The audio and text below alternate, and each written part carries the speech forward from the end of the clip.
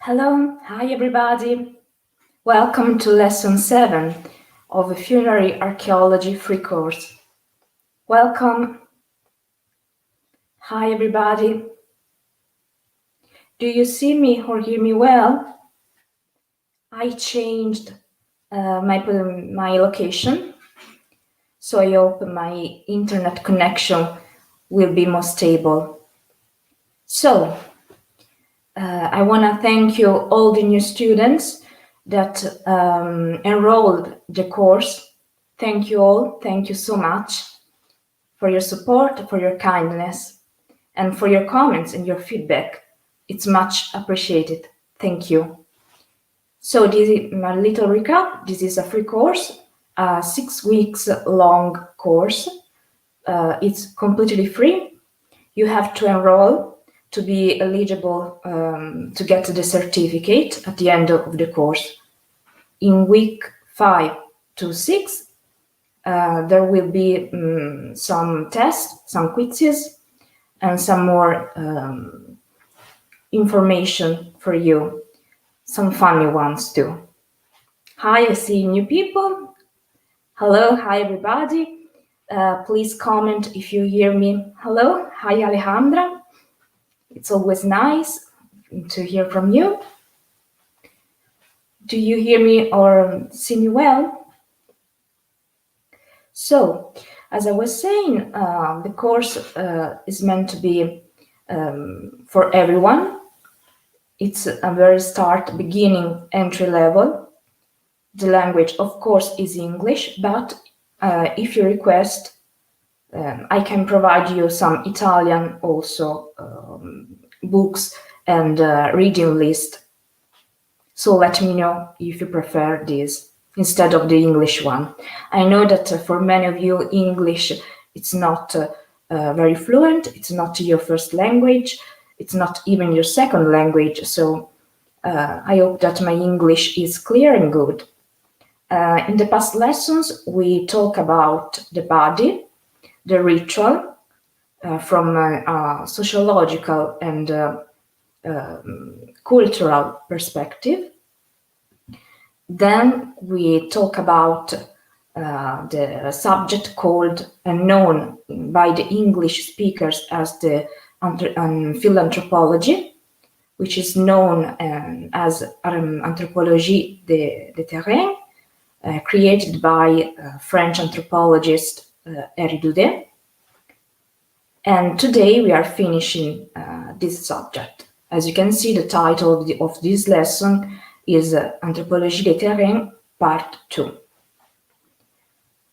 So, shall we start? Okay. I see new people. New messages are coming from also StreamYard. So thank you all for joining me today. Also, if you want to enroll in this course and see any other information, any other material, you have to be enrolled to open Google Classroom, and under each lesson's topic and thread, you can see many other information. So,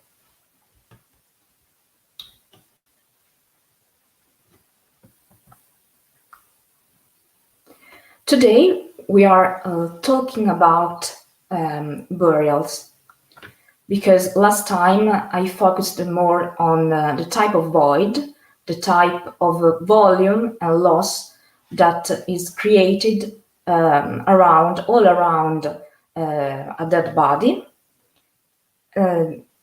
around and also inside the dead body. So the relationship between bones, the way they moved in and out that specific space, and the fact that the record of that movement is so much important for field anthropology, because we can interact and we can reconstruct the type of burials. So there are many different type of funerary deposits. They are so-called funerary deposits. and this is a quote from Herdoudet, a first distinction can be made between the one so-called individual burials. As the name suggests, the individual burials, they contain the remains of a single individual, or funerary complexes. A funerary complex is the one that contains a huge number of individuals. When this complex is made up of many burials, many of these burials are usually individuals, and each one of that specific burial has its own structure and organization. It's called a cemetery or a necropolis. In the field, in the academic literature, it's referred as necropolis from the ancient Greece, even though ancient Greece people, they didn't refer to the cemetery as necropolis, but was a later, much more later definition, which I believe was made by the researcher in the library of Alexandria in Egypt.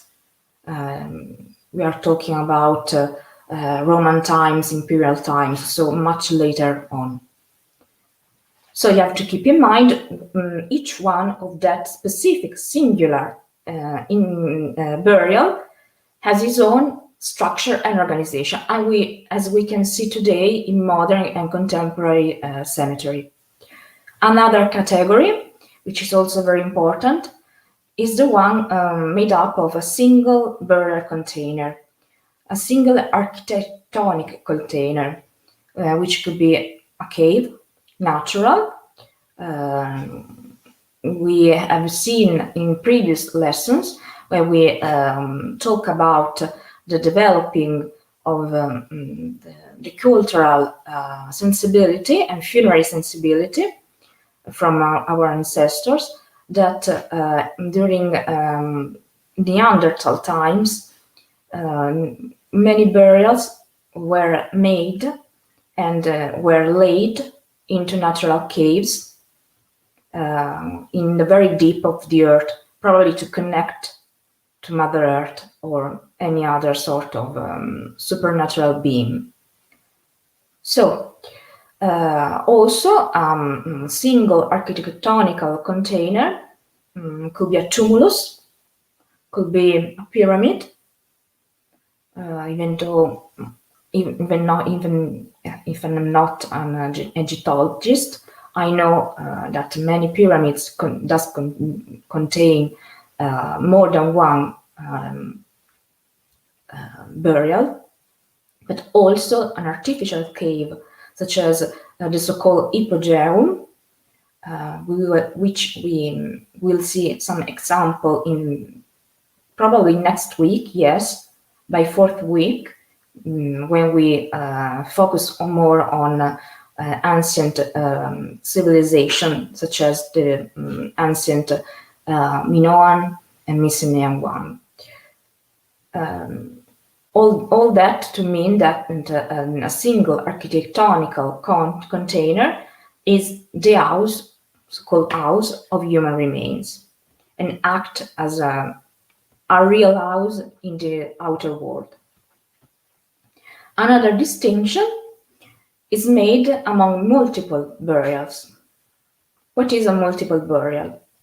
A multiple burial is made up of dead bodies which had been deposited in the same place at the same time.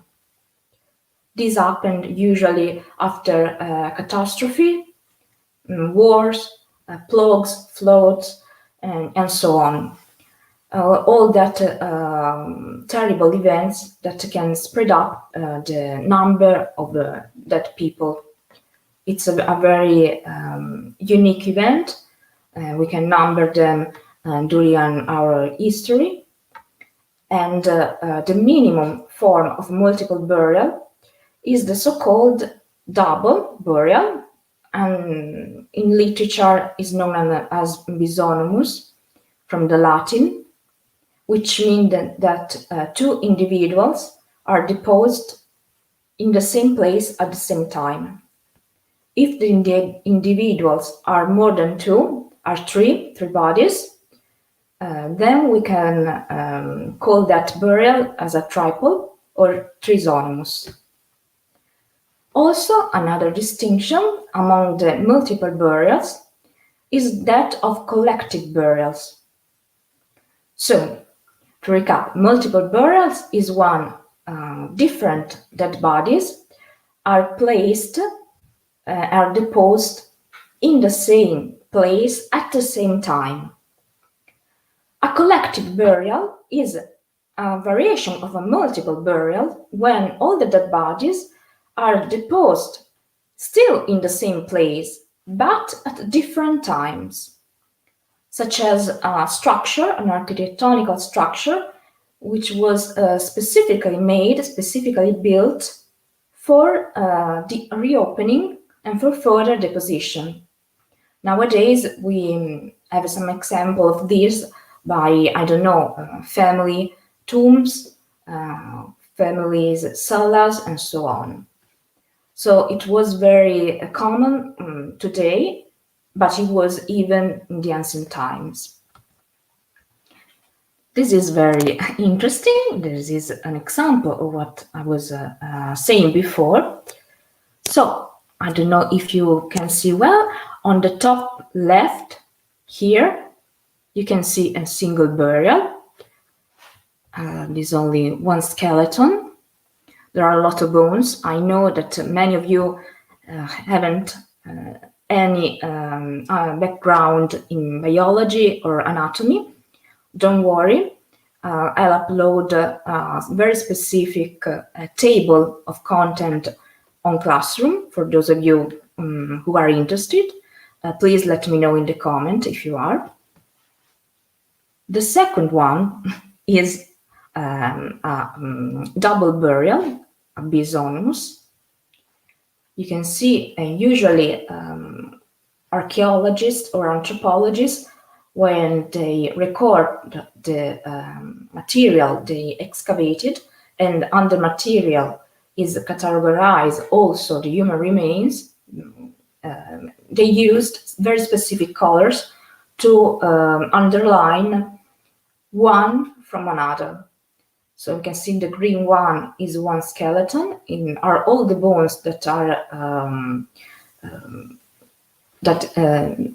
which this skeleton is made of, and the yellow one is the other.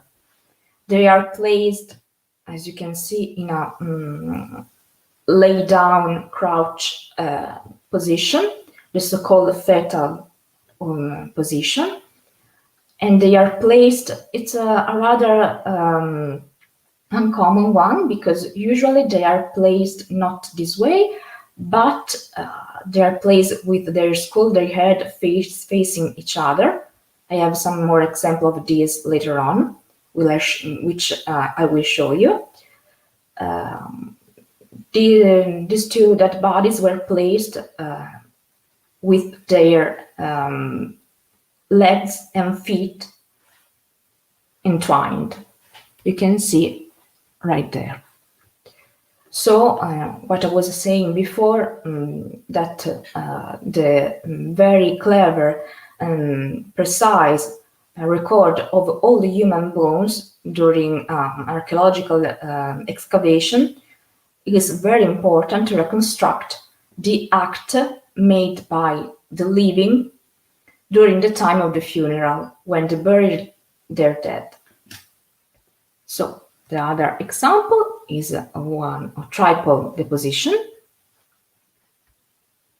Here you can see what I was talking before, that the white and the green skeleton have their head, their skull, placed at the same position. These are two colleagues, two field anthropologists or bioarchaeologists. who are digging very precisely a multiple grave, a multiple burial. This is the one most intimidating, I have to admit, because you can see it's a mess. Honestly, it's a mess. So, another going on.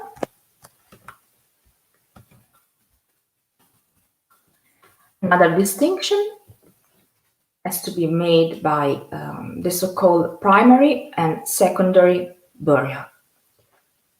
The primary burial is what anthropologists and sociologists of death call the simple funeral, such as the moment of death happen.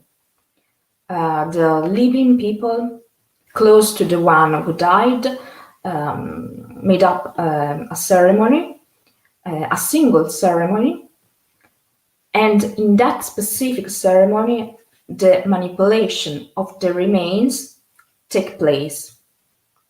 The body, as it is, so it's all in a state of an anatomical integrity, is placed directly in the tomb.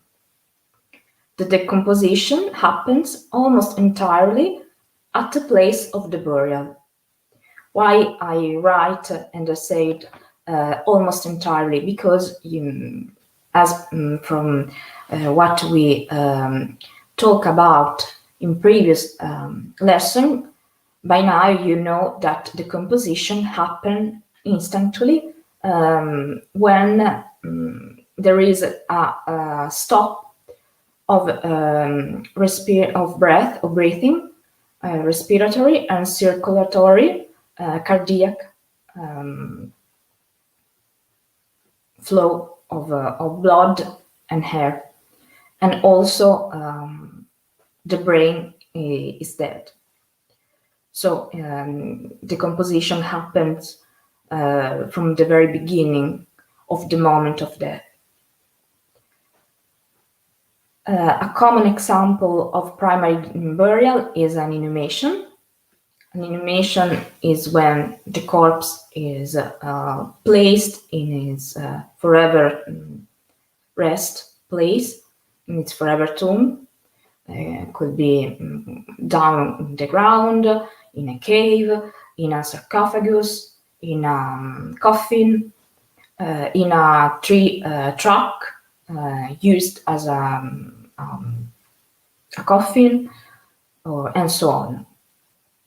But also, another great example of primary burial is cremation.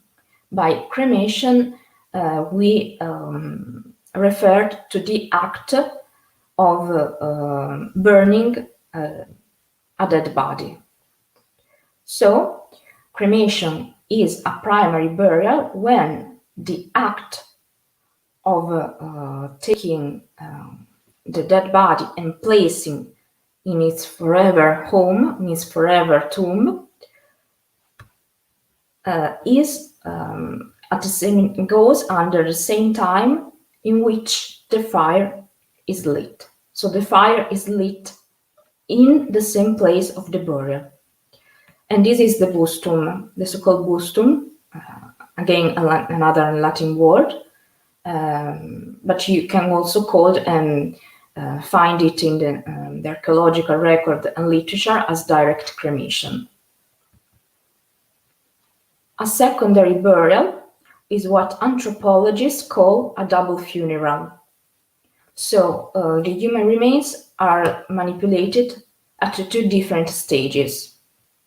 In the first stages, the dead body is placed in a different temporary place, and that specific place is the one in which decomposition can take place.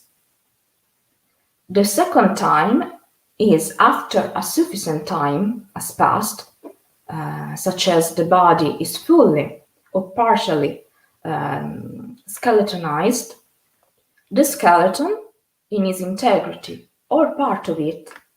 And by part of it, I mean that for certain ancient population cultures, Only some very specific bones are the one which are important to be buried, such as, I don't know, a femur or a skull.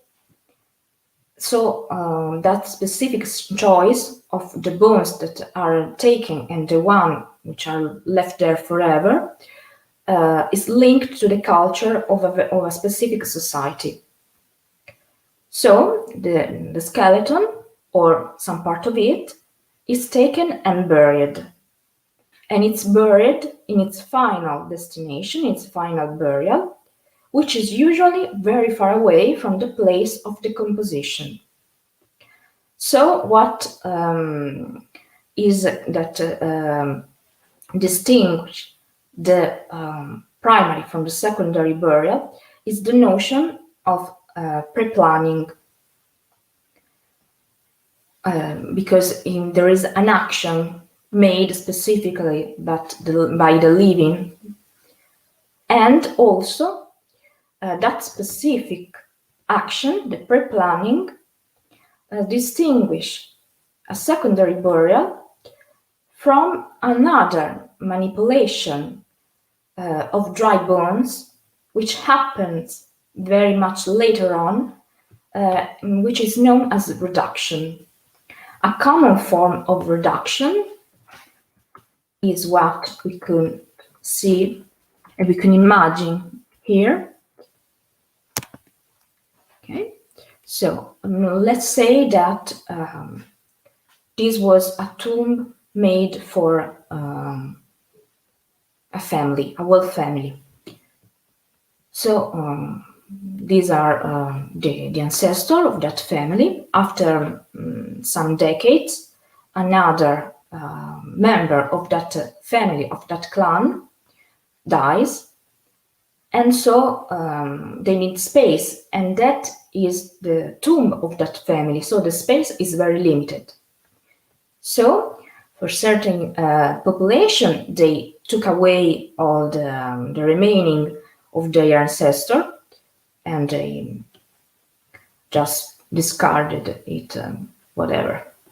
They have no meaning. But for other culture and other population, they took away the individuals, their ancestors, that are placed in the tomb. They try to find every pieces, or they took, as I said before, some very specific bones that have a specific meaning for their culture, and they placed in a sort of organized mode in a corner of a tomb. So this is called a reduction.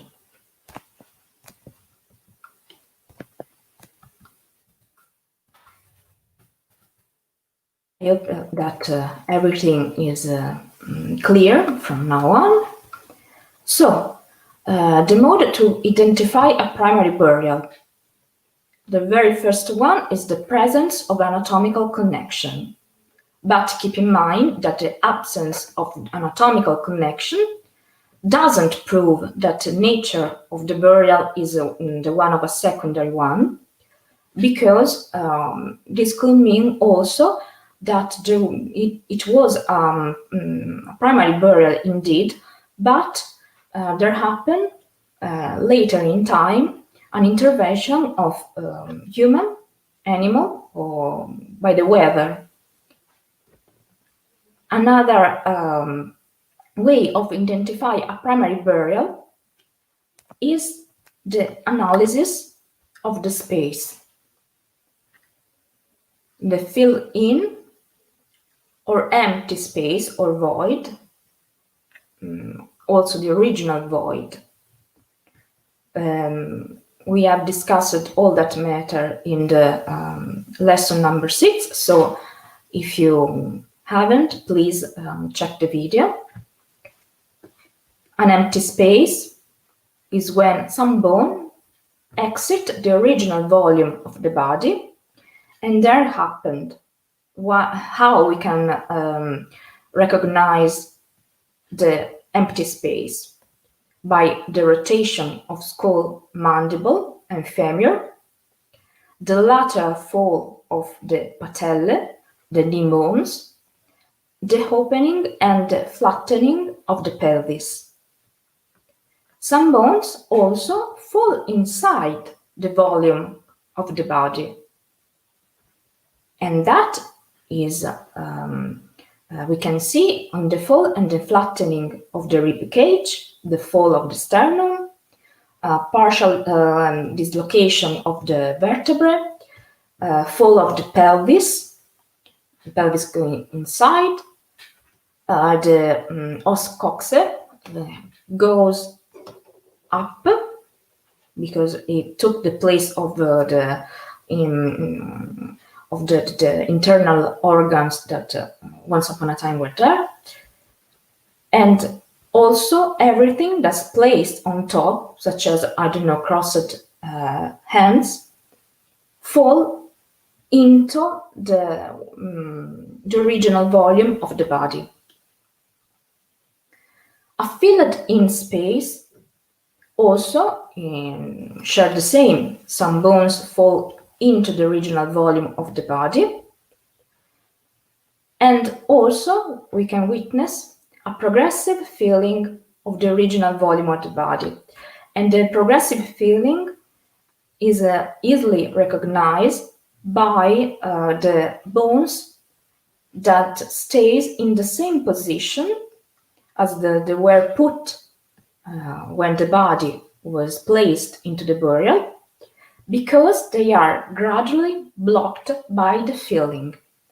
As the soft tissue decomposed, the space which was taken by the soft tissue is replaced by the one of the sediment, and then put the bones in that specific position. One example of this are, again, hands, which stays on top, and in a progressive filling, when archaeologists and anthropologists dig the grave, they find out that the stay is in the same position. So, at last, we see some example of this. So, in the central part, all of these are multiple burial, multiple depositions. Probably this right there is a reduction, probably, or it could be also a secondary burial, because we can see that this all contains a lot of long bones and not much. And this is all the bones of a very specific and unique individual. And as I said before, a reduction happened in a different, in a specific spot into the grave. So it's, I know, I prevent one question, how to distinguish between reduction and secondary burial. Well, when we think about classical and not prehistoric societies, is easy, because usually they have written some of their culture. We have some documents about that, could be written or depicted by many means. But when we are talking about a society that we have not possession of any information about its culture, about the way to express that culture in funerary habits, in funerary behavior, well, it's very difficult. So usually archaeologists in that specific case write down both of the theories, such as a reduction, probably reduction, or probably a secondary burial. Again, on the top here, you can see a photograph of a section of a cemetery. This is one grave, one tomb. The perimeter is made up by those rocks. And these are another tomb. Sometimes during the decades, even in ancient times, they forget the very specific perimeters of burial. So when they excavate, when they dig a new one, they overlapped a previous, as in that specific case, because you have to remember that all of this happened very deep in the ground, so there is a very thick layer of ground or other sediments, and then grass, probably trees, and so on. So this is a triple burial. 3 skulls are very visible. Again, oops, sorry. This is a single burial, probably a primary burial. And we can see the skeleton, sorry again, is very tight. Probably was buried in a very constricted space, which was probably made by the ground itself, full of rocks, or by a dressing or a shroud, a wrapping of some sort.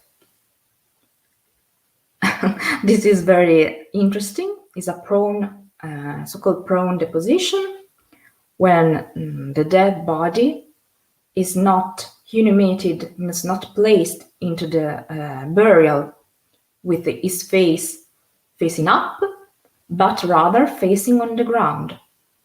There are many theories about that specific deposition, way of deposing the dead bodies, which can be because of an execution of a ritual, because the specific individual was someone bad for the society, probably a thief, a robber, or a murderer, someone very negative that committed a huge crime, so he was punished in that way, or by a specific ritual. The body was simply the once living person was taken into ceremony, a funeral and ritual at the same time, ceremony, still living up to the place of the burial, and then slaughtered there, killed there, and so the body falls into the hole, face down. This is a filled-in primary burial, because it's clear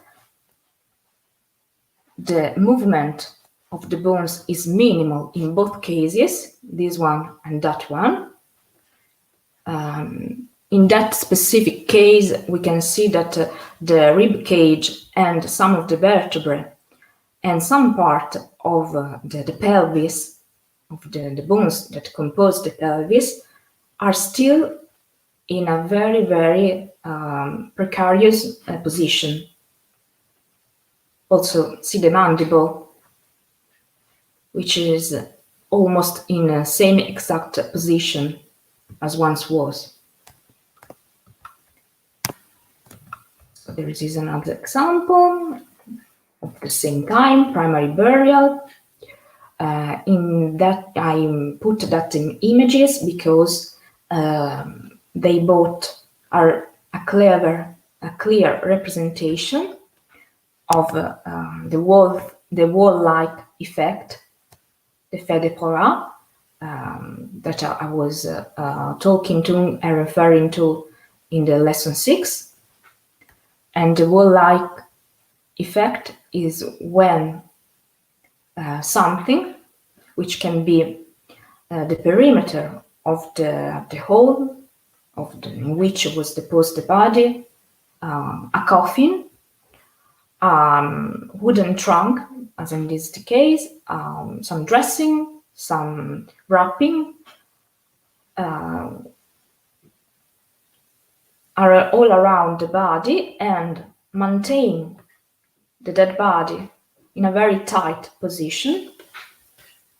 And so the decomposition happened, and it's created an empty space, and then a gradual filling. So, another example.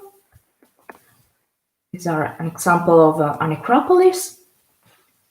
You can see that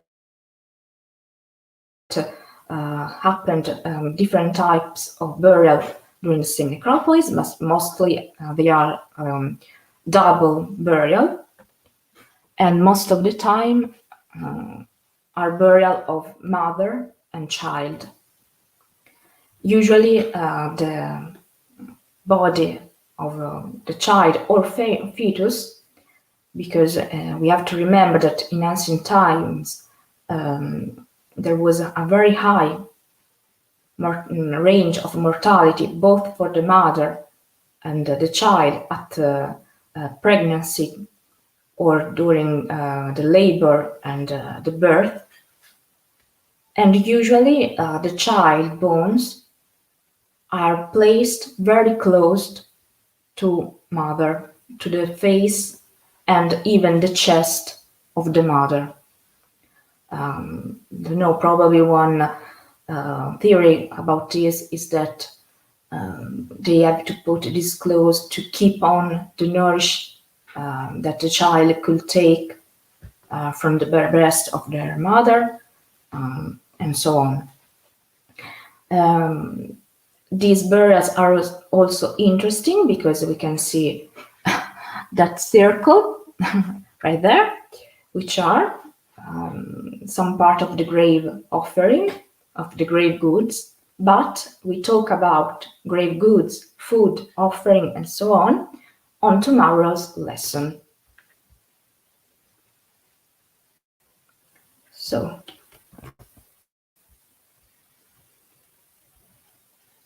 okay, nice question. Okay, I'll show you. Okay, hi Claudia.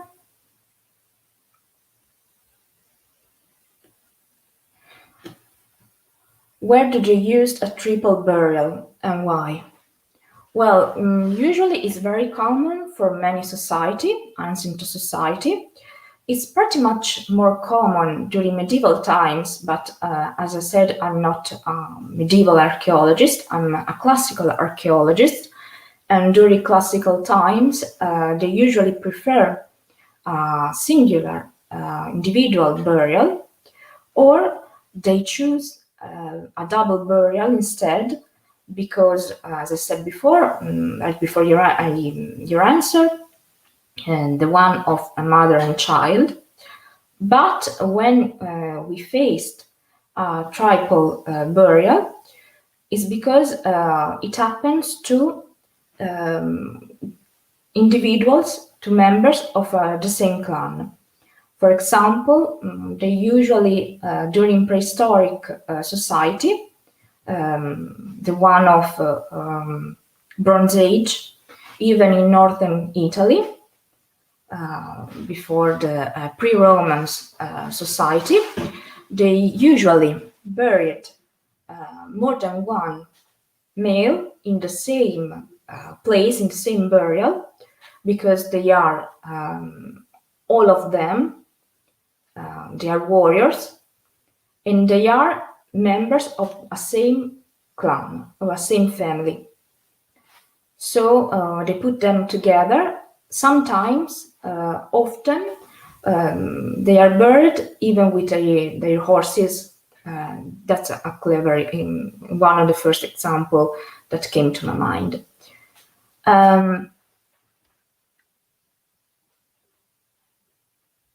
Okay, another question. Again, very interesting, the fact that some society chose only bones and bones. Can you give us some example? There are studies by Malikovsky and others about what they call a primitive society, but of course they aren't. They are society of the 19th century, 19th and 20th centuries.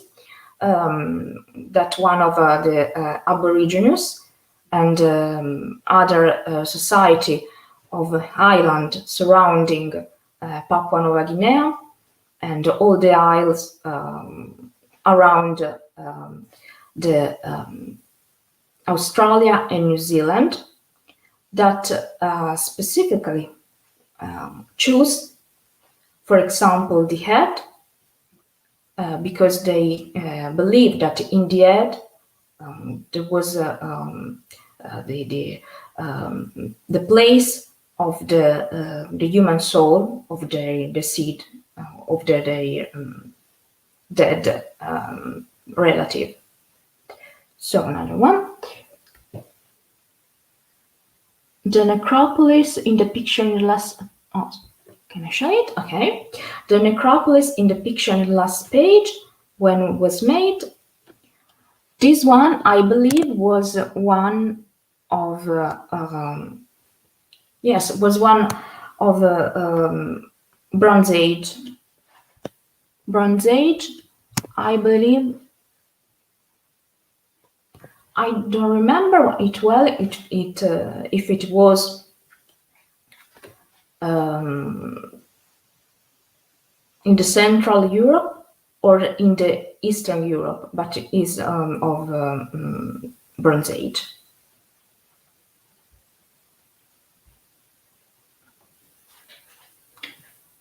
So there are other questions.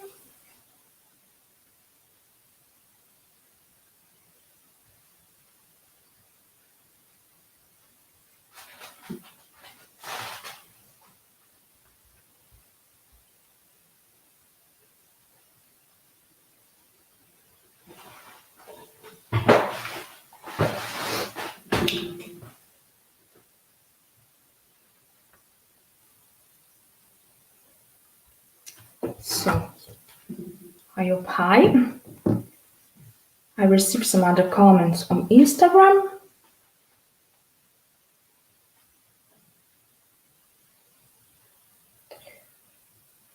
So please, if you have some more comments to make, oh, thank you again. Yes, if you have some more comment again to make, please do so in the stream of Google Classroom. And if you want to share with other students some books or papers of your choice, of interest, do so in the comment section, not on social media. Thank you all. It's a while that I'm speaking. Thank you. I hope that I answered your question well.